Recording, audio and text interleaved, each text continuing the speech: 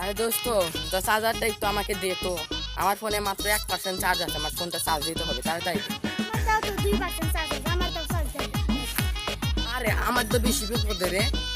তোর তো বিপদে কেন?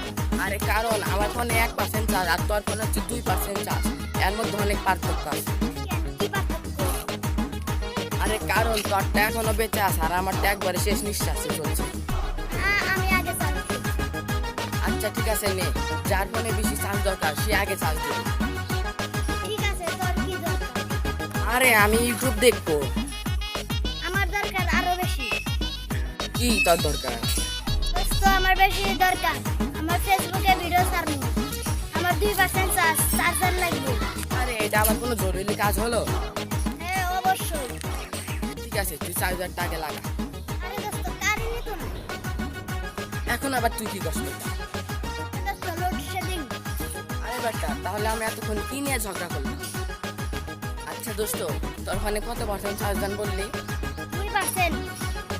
দোস্ত, তোর ফোন তো 2% আছে আর আমার তো ফোনটা বন্ধই হয়ে গেছে। দোস্ত, এখন কি করার? চার্জার আছে কিন্তু বিদ্যুৎ নাই।